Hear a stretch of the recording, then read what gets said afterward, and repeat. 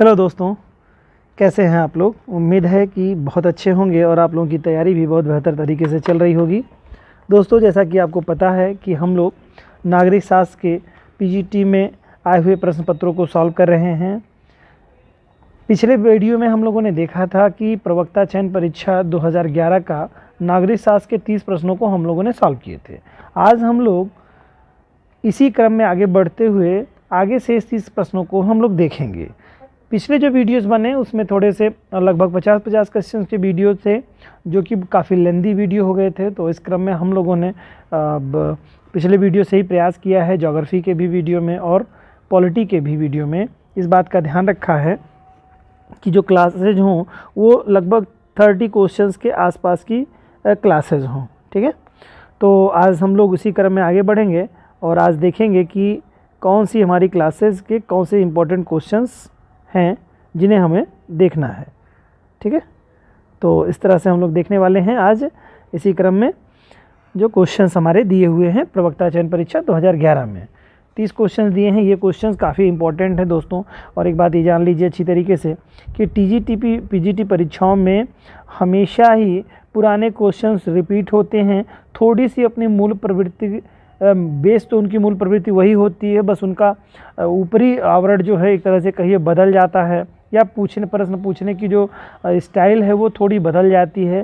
तो इस नाते पुराने प्रश्न पत्रों को सॉल्व करने से आपको एग्ज़ाम में क्वेश्चंस भी डायरेक्ट मिलेंगे और साथ ही साथ एक समझ आपकी विकसित होगी कि प्रश्न में हमारे किस तरह से प्रश्न आते हैं। जो भाई हमारे पहली बार दे रहे हैं या जो बड़े भाई हमारे जो सीनियर्स हैं वो पहले से जो एग्ज़ाम दे रहे हैं, उन दोनों को ये बात समझनी होगी कि गत वर्ष आए हुए प्रश्न पत्रों की क्या उपयोगिता है। तो इसके एक्सप्लेनेशन से ही बहुत सारे क्वेश्चंस आपके बनेंगे। तो आइए स्टार्ट करते हैं दोस्तों। इसी क्रम में पहला क्वेश्चन है जो 31 नंबर का है। पहला क्वेश्चन है दोस्तों, किस विद्वान ने राजनीति को मूल्यों के सत्तात्मक आवंटन के रूप में परिभाषित किया है। ठीक है, मूल्यों के सत्तात्मक, ठीक है, सत्तात्मक आवंटन, इसका मतलब हुआ कि मूल्यों के आधिकारिक आवंटन, इसको ही सत्तात्मक आवंटन या आधिकारिक आवंटन भी कहते हैं। तो थोड़ा सा मैं आपको बता दूं कि सत्तात्मक को ही आप आधिकारिक भी कह सकते हैं। आधिकारिक, ये अगर शब्द आधिकारिक करके आया होता, क्या होता इसमें, मूल्यों के आधिकारिक आवंटन के रूप में परिभाषित कीजिए। तो क्वेश्चन पूछता किस विद्वान ने राजनीति को मूल्यों के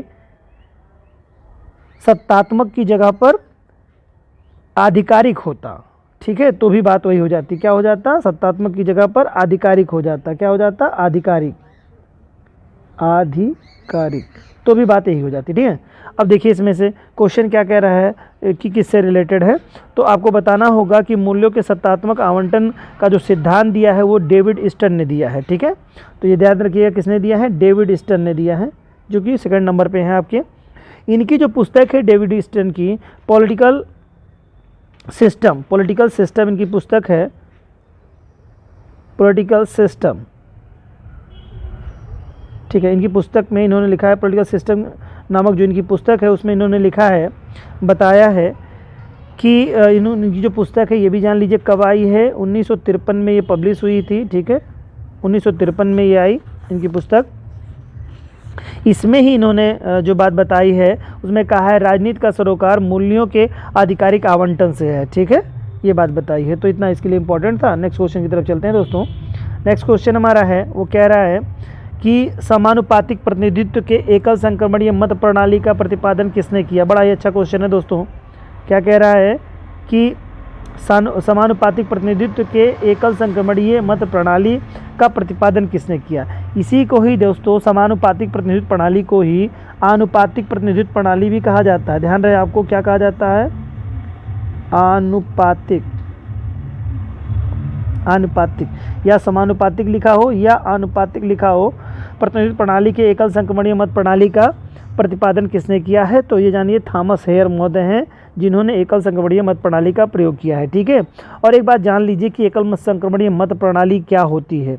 एकल संक्रमणीय और किनका चुनाव एकल संक्रमणीय मत प्रणाली के द्वारा होता है? तो पहली ये बात आप जान लीजिए, राष्ट्रपति, उपराष्ट्रपति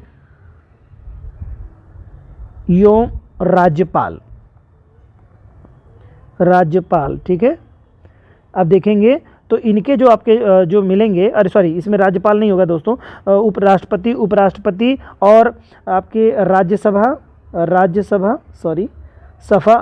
या विधान परिषद, उसके अलावा विधान परिषद। आप जानते हैं कि केवल 6 राज्यों में ही विधान परिषद है। तो इन 4 के जो चुनाव होते हैं, राष्ट्रपति के, उपराष्ट्रपति महोदय के, या राज्यसभा के सदस्यों के, या विधान परिषद के सदस्यों के जो चुनाव होते हैं दोस्तों, वो आनुपातिक प्रतिनिधित्व प्रणाली के द्वारा होता है। आनुपातिक प्रतिनिधित्व प्रणाली जो है के तहत एकल संक्रमणीय मत प्रणाली के द्वारा इसका चुनाव किया जाता है। ठीक है, तो ये चीज़ इसके लिए इम्पोर्टेंट थी। इसका प्रतिपादन मैंने आपको अभी बताया, थॉमस हेयर महोदय हैं। कौन है? थॉमस हेयर महोदय हैं। इनके बारे में जान लीजिए कि इस जो ये व्यवस्था इन्होंने दी, आनुपातिक प्रतिनिधित्व प्रणाली या समानुपातिक प्रतिनिधित्व प्रणाली या आनुपातिक प्रतिनिधित्व प्रणाली, एक ही है। ठीक है, एक चीज़ है। और इसमें जो बात इन्होंने बताई है, इसमें इसके अंतर्गत 2 तरीके अपनाए गए हैं। एक तो सूची प्रणाली, और पहला इसमें 2 तरीके अपनाए गए हैं। एकल संक्रमणीय मत प्रणाली के अंतर्गत, समानुपातिक प्रतिनिधित्व प्रणाली के अंतर्गत 2 तरीके अपनाए गए हैं। नंबर 1 है आपका सूची प्रणाली, ठीक है, और दूसरा आपका है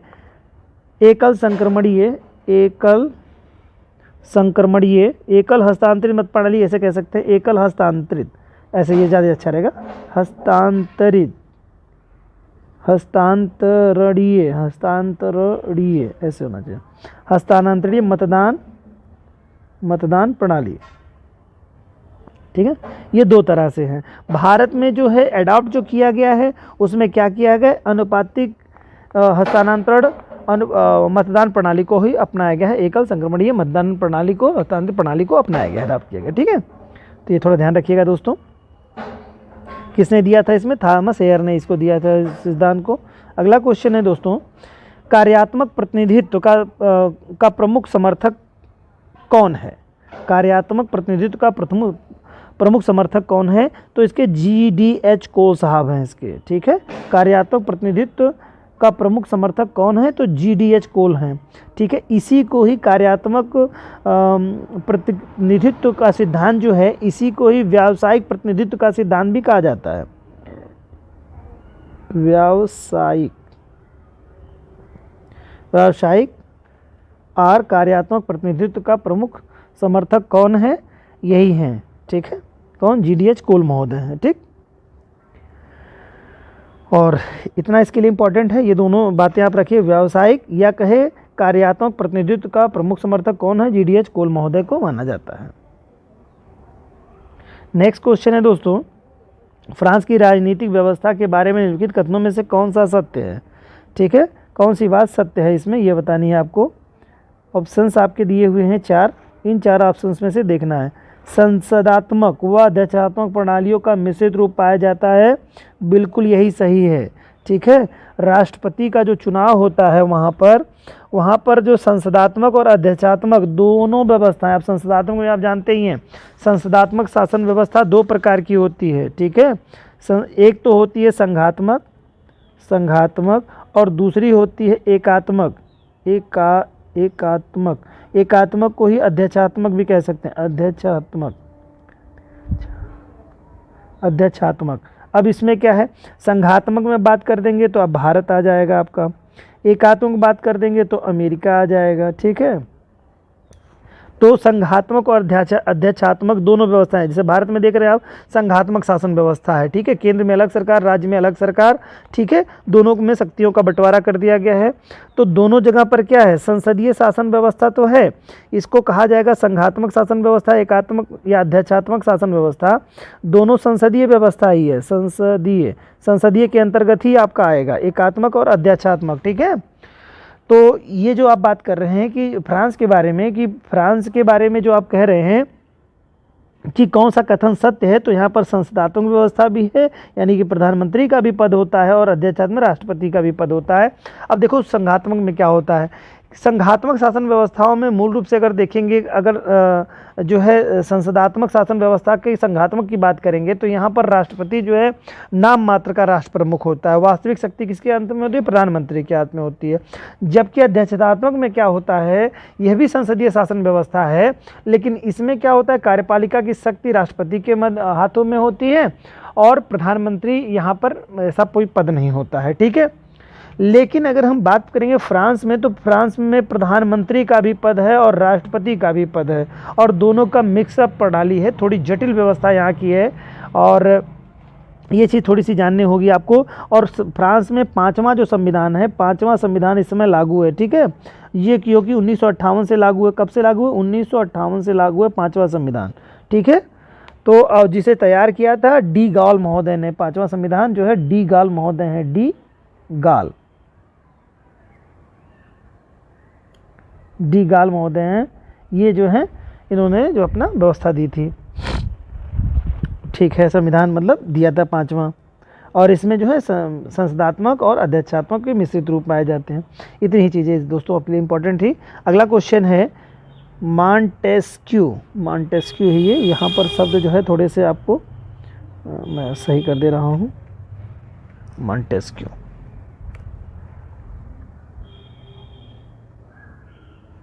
मॉन्टेस्क्यू शुद्ध रूप में तो ऐसे होगा दोस्तों, मॉन्टेस्क्यू, ये ऐसे होना चाहिए। वर्तनी थोड़ी सी करेक्ट नहीं है, द्वारा में भी ऐसे होना चाहिए, द्वारा। प्रस्तुत शक्ति पृथक्करण सिद्धांत का मूल उद्देश्य क्या था? ठीक है। मॉन्टेस्क्यू द्वारा प्रस्तुत शक्ति पृथक्करण सिद्धांत का मूल उद्देश्य क्या था? तो इसमें था शासन के कार्यों का बंटवारा। ठीक है। इनके शासन के कार्यों का बंटवारा, ये मूल उद्देश्य था। मॉन्टेस्क्यू के शक्ति पृथक्करण की जो व्यवस्था इन्होंने दी, उसके पीछे का इनका मूल मोटिव था शासन के कार्यों का बंटवारा कर दिया जाए। भाई शक्ति पृथक्करण कर दी जाएगी, यानी कि शक्तियाँ भिन्न भिन्न तरीक़ों से बांट दी जाएंगी। ठीक है। भिन्न भिन्न लोगों में। अब भिन्न भिन्न लोगों का मतलब हो गया, जैसे कार्यपालिका शक्ति अलग हो गई। जैसे अमेरिका में देखिए तो कार्यपालिका शक्ति किसके हाथ में होती है? राष्ट्रपति के हाथ में होती है। विधायी शक्ति जो होती है, विधायी, वो सीनेट यानी संसद के पास होती है, सीनेट के पास होती है। और न्यायपालिका की शक्ति तो न्यायिक सभी जगहों पर लगभग ऑलमोस्ट ऐसे ही है। तो ठीक है, यही चीज़ें हैं, सबकी चीज़ें अलग अलग हो जाएं, सबकी शक्तियाँ बढ़ जाएं, यही शक्ति पृथक्करण का सिद्धांत कहता है। और मॉन्टेस्क्यू ने अपनी जो पुस्तक है द स्पिरिट ऑफ लॉज, बहुत ही इंपॉर्टेंट क्वेश्चन है, ध्यान रखिएगा। पुस्तक है इनकी the spirit of laws, the spirit of laws, लिख दे रहा हूँ मैं, स्पिरिट ऑफ लॉज। ये इंपॉर्टेंट पुस्तक है, पूछता है नाम। ये पुस्तक किसकी है? The spirit of laws.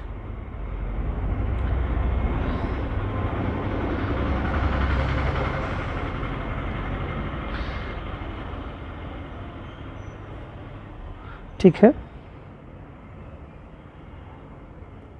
Next question है, आपको पूछ रहा है फिर क्वेश्चन देखिए, प्रसिद्ध पुस्तक स्पिरिट ऑफ लॉ निम्नलिखित में से किस सिद्धांत का प्रतिपादन करती है? तो शक्ति के पृथक्करण का अभी हमने बात करी थी। शक्ति के पृथक्करण का सेम 2 क्वेश्चन मिल गए हैं दोस्तों। देखिए इंपॉर्टेंट, कभी कभी एक ही सेगमेंट से कई क्वेश्चन पॉलिटी में आ जाते हैं, तो ये ध्यान रखिएगा। आपको एक सेगमेंट जो भी पढ़ना है अच्छे से पढ़ना है, जिससे कोई भी क्वेश्चन बने आप उसको कर ले जाए।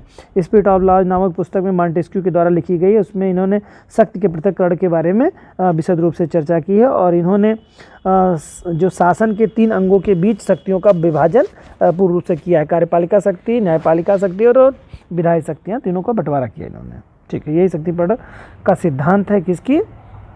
मॉन्टेस्क्यू की। अगला क्वेश्चन है दोस्तों, गांधी जी से संबंधित निम्नलिखित घटनाओं का कालक्रम बताइए। ठीक है। निम्नलिखित घटनाओं का कालक्रम गांधी जी से बताइए। कह रहा है हिंद स्वराज का प्रकाशन, चौरी चौरा कांड, चंपारण सत्याग्रह, और साबरमती आश्रम की स्थापना।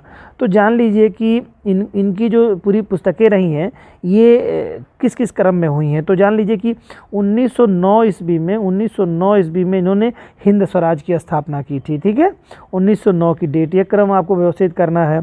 इसके बाद में इन्होंने की थी क्या, फिर आप वहाँ से आ चुके थे, ये साबरमती आश्रम की स्थापना की 1915 ईस्वी में। 1915 ईस्वी में इन्होंने साबरमती आश्रम की स्थापना की थी। फिर इसके बाद में इन्होंने 1917 ईस्वी में चंपारण का सत्याग्रह किया इन्होंने। फिर इसके बाद में अगर बात करेंगे हम लोग तो चौरी चौरा की जो घटना हुई है 1922 ईस्वी में हुई है, ये बात ध्यान रखिएगा। इस तरह से कालक्रम बनाना है कि हिंद स्वराज जब ये जो लौट रहे थे, संभवतः ये जब अफ्रीका से लौट रहे थे तो रास्ते में इन्होंने हिंद स्वराज की जो है पुस्तक की जो रचना की थी। और इसके बाद की जो घटना है वो 1915 की है, साबरमती आश्रम आकर के यहाँ पर गुजरात में ये साबरमती आश्रम की स्थापना करते हैं।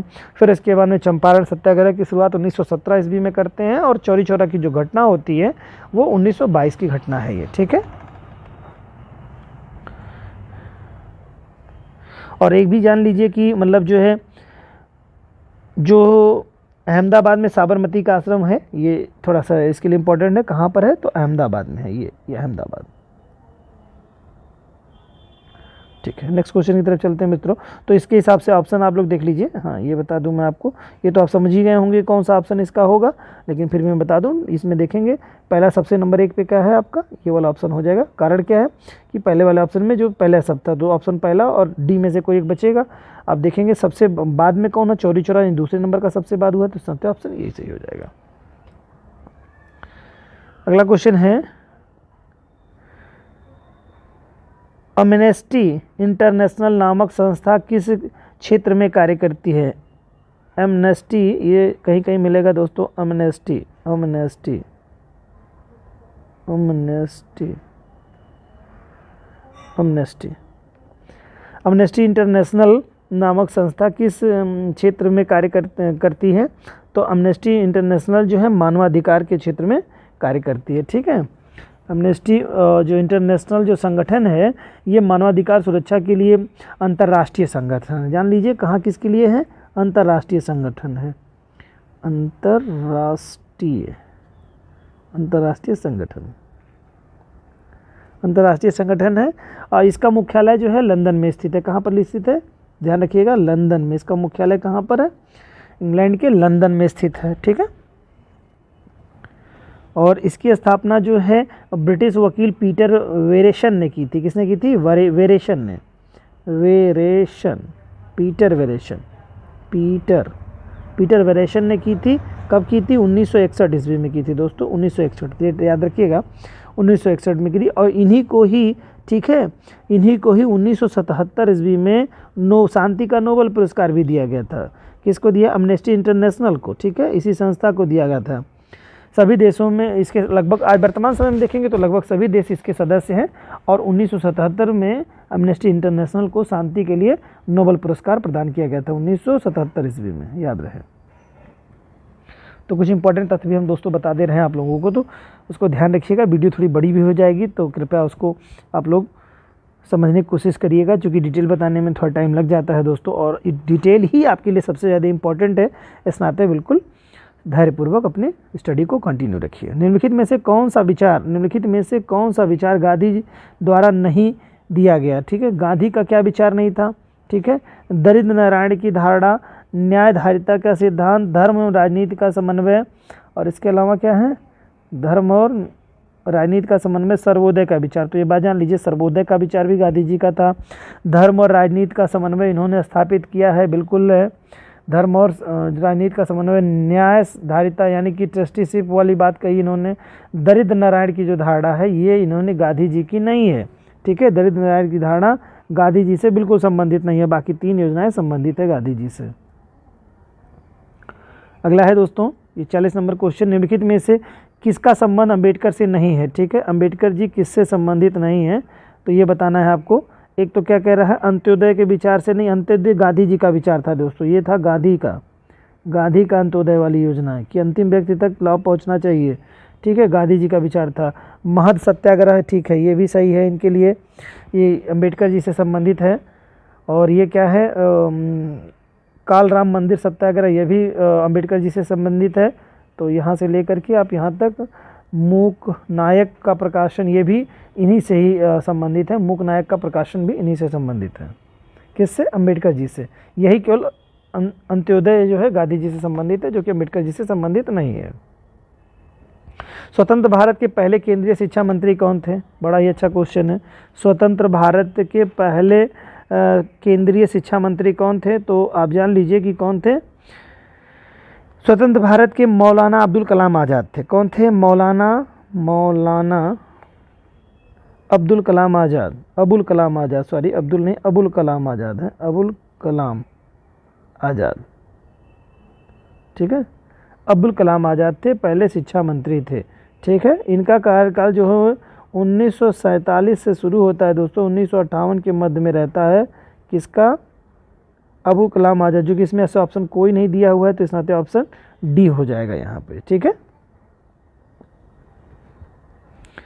ठीक है, अबुल कलाम आज़ाद साहब थे, पहले शिक्षा मंत्री हमारे थे।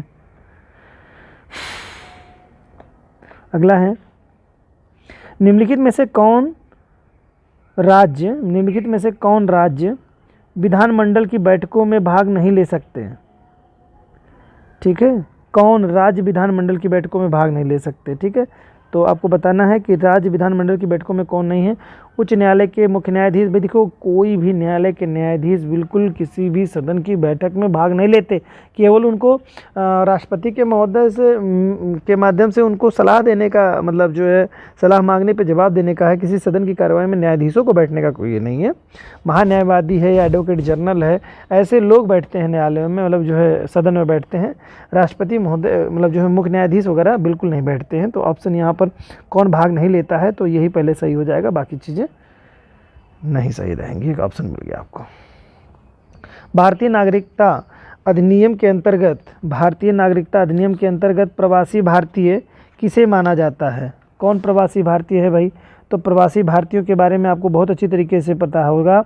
वे लोग जो भारतीय मूल के हैं लेकिन वर्तमान समय में भारत को छोड़ करके विदेश में जाकर के बस गए हैं। तो यहाँ पर देखिए पहला क्या ऑप्शन है, भारत मूल के विदेशी नागरिकों को विदेशी नागरिक। अब देखिए एक बात ध्यान रखिएगा, भारत में एकहरी नागरिकता, एकहरी का मतलब हो गया यानी कि एक ही देश में धारित की जा नागरिकता आप ले सकते हैं। जैसे अगर मान लो आप भारत में रह रहे हैं, किसी और देश में, उसमें मान लो उस देश में एक से अधिक राज्यों की देशों की नागरिकता लेने का प्रावधान है, तो उसने आपने ले लिया, उसकी नागरिकता ले ली। तो भारत में चूंकि एकहरी नागरिकता है, तो जैसे ही आप किसी दूसरे कंट्री की नागरिकता लेंगे तो वो नागरिकता इंडियन की आपकी बिल्कुल अपने आप समाप्त हो जाएगी, क्योंकि इंडिया में दोहरी नागरिकता है ही नहीं। जैसे ही आपने किसी देश की नागरिकता ली, तैसे ही आपकी नागरिकता को तुरंत समाप्त कर दिया जाएगा, ठीक है। तो ये एक स्थिति बनती है। अब हुआ क्या कि जो हमारे वे लोग जो बाहर गए एजुकेशन लेने के बाद में, उन्होंने विदेशों में पढ़ाई की या इंडिया में पढ़ाई की, जॉब करने के लिए विदेशों में जब गए तो फाइनली फिर वहीं पर शिफ्ट हो गए। और वहाँ पर जब शिफ्ट हुए तो उन्होंने वहाँ की सिटीजनशिप ले ली, और सिटीजनशिप ले ली तो इसका मतलब ऑटोमेटिकली इंडियन सिटीजनशिप आपकी समाप्त हो जाएगी। तो भारत इसी माध्यम से उनसे कनेक्टिविटी बनाए हुए है, और इसी नाते उन लोगों को भारतीय मूल के विदेशी नागरिक एक तरह से कहा जाता है, प्रवासी भारतीयों को, ठीक है। ओके, नेक्स्ट क्वेश्चन की तरफ चलते हैं दोस्तों। भारतीय संविधान के अंतर्गत राज्यपाल के बारे में क्या सही नहीं है? राज्यपाल के बारे में क्या सही नहीं है? ऑप्शन है, एक व्यक्ति एक समय में एक से अधिक राज्यों का राज्यपाल नहीं हो सकता है। पूछा क्या सही नहीं हो सकता है? एक से अधिक राज्यों का राज्यपाल नहीं हो सकता है, ये गलत है। ये क्या कह रहा है? हो सकता है भाई, एक से अधिक राज्यों का, मतलब एक से अधिक राज्यों का राज्यपाल हो सकता है कोई भी व्यक्ति। इसमें कह रहा है नहीं है। पूछा कौन सा कथन सही नहीं है? तो इसमें पूछा है सही नहीं है, तो यही सही नहीं है। अगर पूछता सही है तो सही, ये फिर भी नहीं सही होता ये, लेकिन इसमें पूछा है क्या सही नहीं है, मतलब आपको बताना है कि जो इनकरेक्ट हो। तो इनकरेक्ट यही है, यही सत्य है, इसका मतलब बाकी सत्य होंगे। राज्यपाल विधान परिषद का सभापति नहीं होता है, ये सत्य है, ये सत्य है, जबकि यहाँ पर होना चाहिए, ये असत्य स्टेटमेंट पूछा है, सत्य असत्य नहीं है। कौन सही नहीं है यानी कि असत्य है, इसमें पूछा है। अगर ये क्वेश्चन यहीं पे कह देता होता कि क्या सही या क्या नहीं है, मतलब ठीक है, क्या सही नहीं है, बात तो वही हो गई, क्या सही नहीं है। तो फिर यहाँ पर हो जाएगा, यानी कि सही है अगर कहता तो कई ये सही हो जाएगा। फिर उसके बाद राज्यपाल राज्य विधान परिषद का अंग होता है, अंग है। राज्यपाल जो है राज्य विधानमंडल का अंग है, बिल्कुल है। क्यों राज्य विधानमंडल का अंग? जैसे राष्ट्रपति की जो भूमिका होती है केंद्र में, वही भूमिका राज्यों में राज्यपाल महोदय की होती है।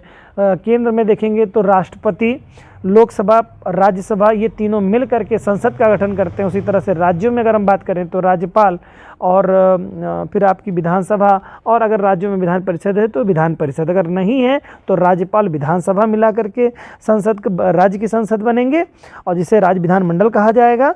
और अगर विधान परिषद है, जैसा कि आप जानते हैं 6 राज्यों में ही केवल विधान परिषद है, ठीक है, तो आप इसके बारे में जानते होंगे। उत्तर प्रदेश, बिहार है, ठीक है, महाराष्ट्र है, कर्नाटका है, और इसके बाद में आपका तमिलनाडु और आंध्र प्रदेश, ये 6 आपके राज्य हैं जहाँ पर विधानसभा द्विसदनीय है, मतलब विधानमंडल द्विसदनीय है, बाकी सभी जगहों पे सिंगल है। तो ये चीज़ें आपको इंपॉर्टेंट बातें थी तो मैंने कर ली इसमें। कौन भारतीय संविधान की प्रस्तावना के बारे में असत्य कथन है, यानी प्रियम्बल के बारे में क्या नहीं है, मतलब सही क्या नहीं है, ठीक है। अब क्या कह रहा है देखो इसमें, प्रस्तावना में अभी तक केवल एक बार संशोधन हुआ है, तो ये तो बात सही है भाई। भारतीय संविधान में अभी तक का जो है एक बार संशोधन हुआ है, ये तो बिल्कुल सही बात है। केशवानंद भारती वाले बात के बाद में अगर हमारे यहाँ संविधान में बात करेंगे तो एक ही बार सुधार किया गया है 42वें संविधान संशोधन के माध्यम से, उसी में ही एक बार जो है सुधार किया गया है, जिसमें से 3 शब्द जो है समाजवादी, पंथ निरपेक्ष और अखंडता शब्द जो है जोड़े गए थे। तो एक बार ये है, तो इसका मतलब ये ऑप्शन सही होगा, ठीक है। इसमें क्या कह रहा है फिर आगे, प्रस्ताव में क्या कह रहा है, प्रस्ताव में संघ शब्द अंकित नहीं है, ठीक है, संघ शब्द का उल्लेख नहीं है। तो क्या है, संघ शब्द अंकित नहीं है, ये तो बिल्कुल सही है, संगित नहीं है, ये भी सही कह रहा है कि नहीं इंगित है भाई, सही बात है। प्रस्तावना कानूनी रूप से बाध्यकारी है, नहीं भाई, कानूनी रूप से बिल्कुल बाध्यकारी नहीं है, ये केवल संविधान की व्याख्या करने में इसका उपयोग किया जा सकता है, बाध्यकारी नहीं बनाया गया, यानी कि उद्देशिका, यानी कि प्रियम्बल, यानी कि आमुख जो भी है, ये हमारे लिए बाध्यकारी नहीं है, ये केवल हमको संविधान का आधार प्रदान करता है। ओके, ठीक है दोस्तों, आशा है आपको अच्छा लग रहा होगा दोस्तों। निम्नलिखित में से किसका उल्लेख भारत के संविधान में नहीं है, भारत के संविधान में किसका उल्लेख नहीं है भैया, चलिए बात करते हैं किसका नहीं है। संसद के सचिवालय का, ठीक है, किसका उल्लेख, संसद के सचिवालय का है भी, बिल्कुल भारतीय संविधान में इसका उल्लेख है, ठीक है। इसके बाद प्रशासनिक न्यायाधिकरण, ये बिल्कुल है, प्रशासनिक न्यायाधिकरण यानी ट्रिब्यूनल की बात भी कह रहा है। और राज्यों के महाधिवक्ता, ये तो बिल्कुल जानते हैं, एडवोकेट जनरल की बात कर रहा है, तो है ये। भारत का सॉलिसिटर जनरल नहीं, सॉलिसिटर जनरल का उल्लेख नहीं किया गया है हमारे संविधान में, बल्कि हमारे यहाँ क्या, जैसे राज्यों में जो सबसे बड़ा विधिक अधिकारी होता है वो महाधिवक्ता यानी कि एडवोकेट जनरल होता है। और केंद्र में अगर हम बात करेंगे, केंद्र सरकार का जो विधिक अधिकारी होता है वो क्या होता है, अटॉर्नी जनरल होता है, ठीक है, अटॉर्नी जनरल होता है, उसकी मदद के लिए सॉलिसिटर जनरल होता है, ठीक है। एक सॉलिसिटर जनरल होता है और उसकी सहायता के लिए 2 और होते हैं, अभी तो प्रावधान में कुछ और चीज़ें अपडेट कर दी गई हैं, एक और, यानी कि 4 लोग हो जाते हैं जो है अटॉर्नी जनरल की से हेल्प करने के लिए, कानूनी मदद के लिए, ठीक है। अगला क्वेश्चन है, निम्नलिखित में से तो आपका ऑप्शन जो है समझ गए होंगे आप लोग कि क्या है, बाध्यकारी हो गया ना इसमें से, तो आपका महाधिवक्ता डी हो गया ऑप्शन है इसमें, ठीक है। अगला क्वेश्चन है, निम्नलिखित में से किस विद्वान ने अपनी पुस्तक में भारतीय संविधान के प्रस्तावना का प्रशंसात्मक उल्लेख किया है, ठीक है। इसका क्या मतलब हुआ आपको, प्रशंसात्मक, ठीक है, ये शब्द त्रुटिपूर्ण है दोस्तों, तभी मुझे असुविधा हो रही है पढ़ने में। प्रशंसात्मक ये होना चाहिए, प्रशंसात्मक, छोड़िए इसको, प्रशंसात्मक, ठीक है, अभी सही है। प्रशंसात्मक, प्रस्तावना का प्रशंसात्मक उल्लेख किया है, ठीक है। तो आप इसमें जान लीजिए कि ये जो बारकर महोदय हैं, बारकर इसमें ऑप्शन में है कि नहीं है, बारकर, ये यहाँ पे त्रुटिपूर्ण लिखा है यहाँ दोस्तों, यहाँ पर बारकर होना चाहिए, बारकर, ठीक है, बारकर महोदय ने अपनी पुस्तक जो है उनकी principle of social political theory जो कि 1951 में आई थी। कौन सी पुस्तक थी? Principle of social political theory, जो 1951 में पब्लिश हुई थी, कि आमुख में भारतीय संविधान की प्रस्तावना का प्रशंसा करते हुए बातें बताई गई, संज्ञा दी गई थी इसको प्रशंसा करते हुए। की नोट ऑफ कॉन्स्टिट्यूशन कहा गया है इसको, की नोट ऑफ कॉन्स्टिट्यूशन। तो ये बात कुछ थी, उसके लिए बारकर इसके जो है प्रशंसा का उल्लेख किया है इसमें से। ठीक है, नेक्स्ट क्वेश्चन है दोस्तों, निम्नलिखित में से कालक्रमानुसार, ये इस तरह से शब्द होना चाहिए था, कालक्रमानुसार, क्रमा होना चाहिए शब्द, कालक्रमानुसार व्यवस्थित कीजिए। ठीक है, कब क्या क्या हुआ था ये बताना है आपको। पूछा करा राजमन्नार कमेटी, प्रथम प्रशासनिक सुधार, संथानम कमेटी, राज्य पुनर्गठन आयोग। तो आप एक एक चीज़ जान लीजिए बहुत अच्छी तरीके से कि राज्य पुनर्गठन आयोग का जो गठन हुआ था 1956 में हुआ था। ठीक, 57 से आप देखते हैं लागू हो गया था। संथानम कमेटी की बात करेंगे तो 1966 में हुई थी। ठीक है, 1900 उसके 10 साल बाद तो राजमन्नार कमेटी जब गठित की गई थी, तो आप इसमें से देखेंगे राज्य पुनर्गठन की बात मैंने कर रही है ना राज्य पुनर्गठन पहला हुआ था दोस्तों, तो 1956 में है राज्य पुनर्गठन 1956 में है। और संथानम कमेटी की बात जो करते हैं हम लोग, तो संथानम कमेटी की जो स्थापना हुई थी 1962 ईस्वी में हुई थी। संथानम की जो रिपोर्ट है संथानम की 1962 में, सॉरी यार 1962 में हुई थी, यहाँ पर थोड़ा सा त्रुटिपूर्ण हो चुका है ये। ठीक है, संथानम की 1962 में हो गई थी बातें। ठीक है, और इसके बाद में प्रथम प्रशासनिक सुधार की बात करेंगे तो ये 1966 में हुआ था। प्रथम प्रशासनिक सुधार 1966 में हुआ था। और राजमन्नार जी जो कमेटी है वो 1969। ठीक है, ये ध्यान रखिएगा आप लोगों को। राज्य पुनर्गठन आयोग का जो गठन हुआ था कब? 1956 में हुआ था। संथानम कमेटी का जो स्थापना हुई थी 1962 में हुई थी। और प्रथम प्रशासनिक सुधार आयोग जो है 1966 में बना था। और राजमन्नार कमेटी 1969 में इस्टेब्लिश हुई। तो इस आधार पर देखा जाएगा तो चौथा हो जाएगा, फिर तीसरा, फिर इसके बाद में दूसरा, फिर इसके बाद में पहला, चौथा, तीसरा, दूसरा और पहला। इस तरह से अगर आप देखेंगे चौथा, तीसरा, दूसरा और पहला, ये ऑप्शन ए में ही दे रहा है दोस्तों। तो आपका करेक्ट आंसर यहीं से हो जाएगा ए। ठीक है, आइए अगले क्वेश्चन की तरफ चलते हैं दोस्तों। निम्नलिखित में से कौन भारतीय संविधान सभा के प्रारूप समिति का सदस्य नहीं था? प्रारूप समिति का जो सदस्य है भारतीय संविधान सभा में कौन नहीं था? तो जानते हैं कि कुल टोटल जो है 7 सदस्य थे। ठीक है, BR अम्बेडकर को लेकर के 7 सदस्य थे, वो अध्यक्ष थे। और इनके अलावा जो है सदस्यों की जो संख्या थी वो 6 सदस्य थे आपके टोटल। तो इसमें से हम आपको चर्चा कर ले रहे हैं कि कौन कौन था। तो आप जान रहे हैं अध्यक्षता BR अम्बेडकर साहब ने की थी। इसके अलावा N गोपाला स्वामी अयंगर साहब थे। इसके अलावा अल्लादी कृष्णा स्वामी अय्यर थे, अल्लादी कृष्णा स्वामी अय्यर, KM मुंशी थे। ठीक है, सैयद मोहम्मद सादुल्ला साहब थे। इसके अलावा कौन थे? BL मित्र साहब थे और DP खेतान साहब थे। बाद में देखिए BL मित्र साहब के बाद में बनाया गया था, ये क्वेश्चन पूछता है, AN माधव राव को बनाया गया था। AN माधव राव को बनाया गया था। और DP खेतान साहब जो थे, DP खेतान, तो शब्दों देखो दोस्तों लिखने में प्रॉब्लम होती है, तो मैं जो बोल देता हूँ सारे शब्द जो चाहे मित्र हमारे वो अपने नोट्स को बनाते रहेंगे। यहाँ पे DP खेतान साहब की जगह पर TT कृष्णामाचारी, TT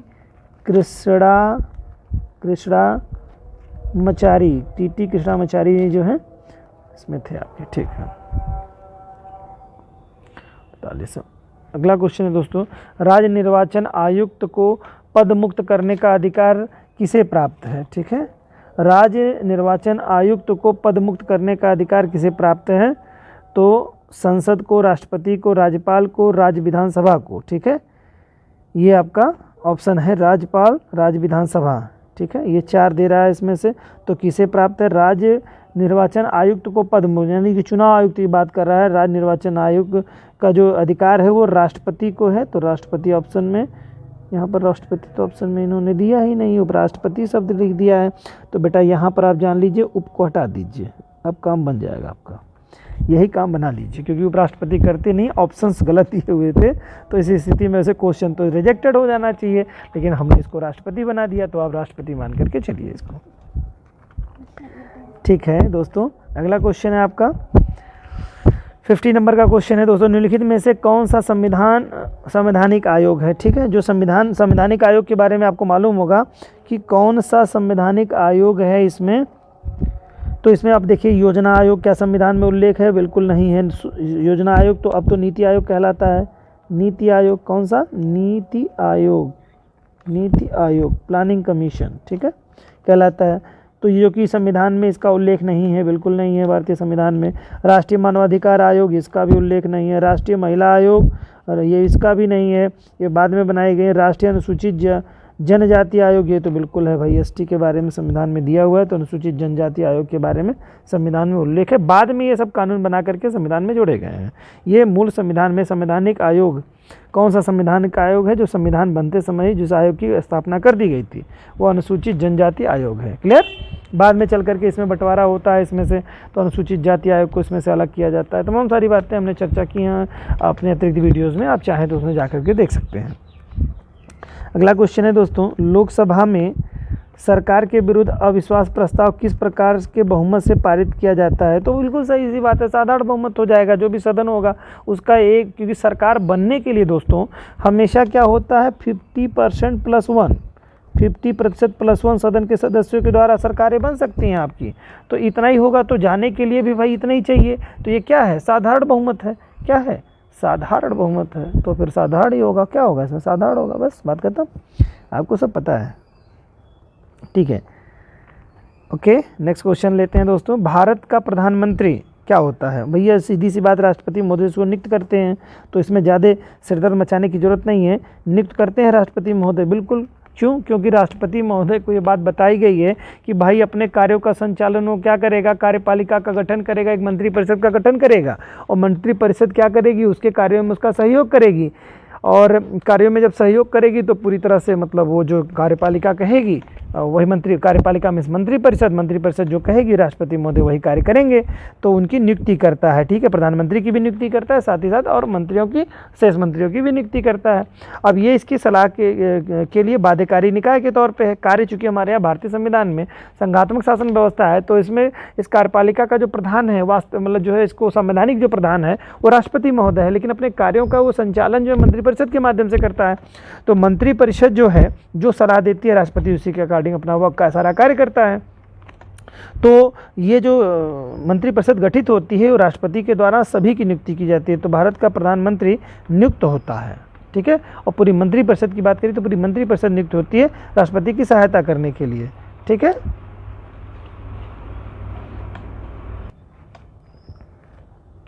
हाँ, तो निष्पादन बजट अगला क्वेश्चन है दोस्तों। भारत में निष्पादन बजट प्रणाली का आरंभ किस वर्ष किया गया? भारत में निष्पादन बजट के बारे में कब से स्टार्ट किया गया? तो 1968 में किया गया था दोस्तों। भारत में सबसे पहले 1968 में निष्पादन बजट का जो है चलन हुआ था। और वैसे भी जान लीजिए कि निष्पादन बजट का जो वर्णन सर्वप्रथम अमेरिका के हूवर आयोग ने सिफारिश की थी, 1949 में किया था। कहाँ पर हुआ था? अगर पूछे निष्पादन बजट सबसे पहले कहाँ हुआ, तो अमेरिका में। कहाँ पर हुआ? अमेरिका में, ठीक है। कब हुआ? 1949 में हुआ, ठीक है। और इसी के आधार पर 1949 में हुआ, लेकिन लागू हुआ था 1950 में, ठीक है। अमेरिकी बजट प्रणाली को अपनाया गया था। किसने किया था ये ध्यान रखिएगा? हूवर आयोग ने, हूवर आयोग की सिफारिश पे हुआ था, ठीक है। बाकी शेष चीज़ें आपको तो पता ही हैं। निष्पादन बजट 1968। ओके, नेक्स्ट क्वेश्चन की तरफ चलते हैं दोस्तों।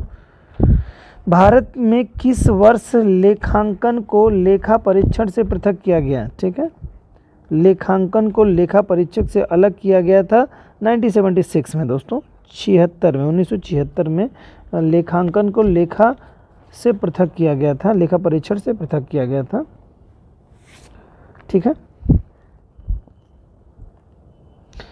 बहुत डिटेल हो चुका है दोस्तों, क्वेश्चन अब लेट हो रहा है तो साथ जल्दी हम लोग कर लेते हैं। कह रहा है भारतीय प्रशासन में सर्वाधिक, ठीक है। सावधिक प्रणाली, वेरी इंपॉर्टेंट, बहुत ही अच्छा है, बहुत ही इंपॉर्टेंट है क्वेश्चन, ध्यान रखिएगा। सावधिक प्रणाली की शुरुआत किस गवर्नर जनरल ने की थी? तो लॉर्ड कर्जन ने की थी। लॉर्ड कर्जन ने क्या की थी? सावधिक प्रणाली की स्थापना किसने की थी? लॉर्ड कर्जन ने की थी। कब की थी और लॉर्ड उनका कार्यकाल क्या था? तो लॉर्ड कर्जन का कार्यकाल 1905 ईस्वी में था और इसने प्रशासन में सावधिक प्रणाली की शुरुआत लॉर्ड कर्जन के माध्यम से 1905 से हुई थी, ठीक है। इसी को ही दोस्तों कार्यकाल पद्धति भी कहा जाता है। सावधिक पद्धति को ही कार्यकाल पद्धति भी कहा जाता है। कार्यकाल पद्धति कार्यकाल पद्धति। और इसकी दो विशेषताएं हैं। पहला एक विशेषता है, भारत में सचिवालय में कर्मचारियों की सीधी भर्ती ना होकर प्रांतों में सेवारत जो अधिकारियों में से होनी चाहिए, एक बात तो ये थी। दूसरी बात थी, केंद्रीय सचिवालय के कार्यकाल तथा राज्य में उस पद के कार्यकाल के बीच एक नियमित अंतर बना रहना चाहिए। ये दो बातें थी इसके लिए। तो लॉर्ड कर्जन है आपके, तो इसमें आपका आंसर बिल्कुल कर्जन साहब हो जाएंगे। नेक्स्ट आपका देखिए, भारत में जिलाधिकारी के पद पर सृजन किस वर्ष किया गया? भारत में जिलाधिकारी के पद का सृजन कब किया गया? बहुत ही अच्छा क्वेश्चन है दोस्तों, आप लोग अच्छी तरीके से 1972 में 1772 ईस्वी में 1772 ईस्वी में किया गया था। तो 1772 ईस्वी में सबसे पहले जिलाधिकारी पद का सृजन किया गया था, ठीक है। और वारेन हेस्टिंग द्वारा किया गया था। किसके द्वारा किया गया था पद का सृजन? वारेन हेस्टिंग गवर्नर जनरल थे, वारेन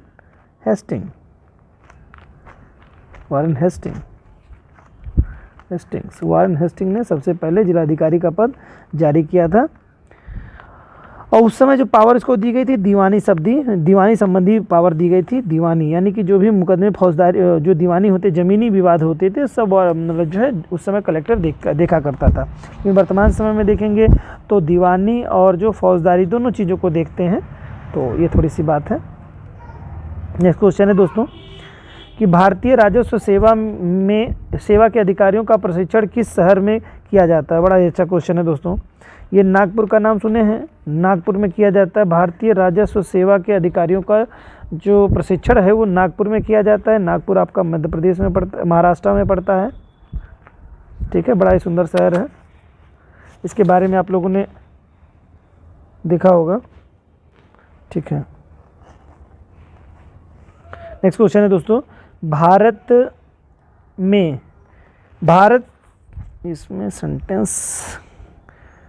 भारत में यहाँ पर होना चाहिए दोस्तों, भारत से नहीं होना चाहिए। भारत में राज्य लोक सेवा आयोग के किसी सदस्य को मुक्त करने का अधिकार किसे प्राप्त है? तो देख लीजिए, किसी भी राज्य में हो या केंद्र में हो, लोक सेवा आयोग के जो कर्मचारी नियुक्त किए जाते हैं वो आदरणीय राष्ट्रपति महोदय के द्वारा नियुक्त किए जाते हैं, महामहिम राष्ट्रपति के द्वारा।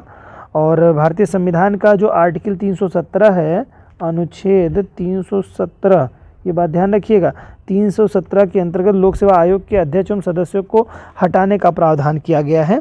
तो भारतीय संविधान में ये बातें बताई गई हैं और इन पे केवल इनको हटाया जा सकता है तो कदाचार का क्लेम लगाने पर, कदाचार की इनकी बस शिकायत अगर आती है तभी ये राष्ट्रपति के द्वारा हटाए जा सकते हैं, ठीक है। और कोई बॉडी इनको हटा नहीं सकती है।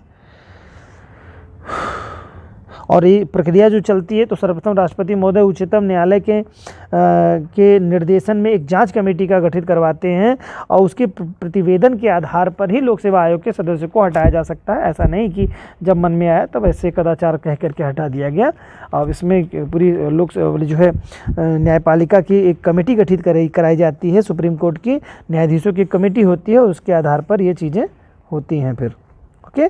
तो राष्ट्रपति द्वारा हटाया जाता है। नेक्स्ट क्वेश्चन दोस्तों, निम्नलिखित में से किस देश में सर्वोच्च न्यायालय का तृतीय सदन माना जाता है? मतलब किस देश में सर्वोच्च न्यायालय को तृतीय सदन के रूप में माना जाता है? तो आप जान लीजिए कि अमेरिका ही एक ऐसा देश है जहां पर ये सब चीज़ें चलती हैं, कोर्ट वगैरह को लेकर के सबसे तृतीय सदन में है, ठीक है। एक तो कार्यपालिका है, दूसरा विधायिका है यानी कि संसद है, और तीसरी न्यायपालिका। तो तीसरे सदन के रूप में सर्वोच्च न्यायालय तृतीय सदन माना जाता है, तो वो अमेरिका है दोस्तों, संयुक्त राज्य अमेरिका, ठीक है, अमेरिका है।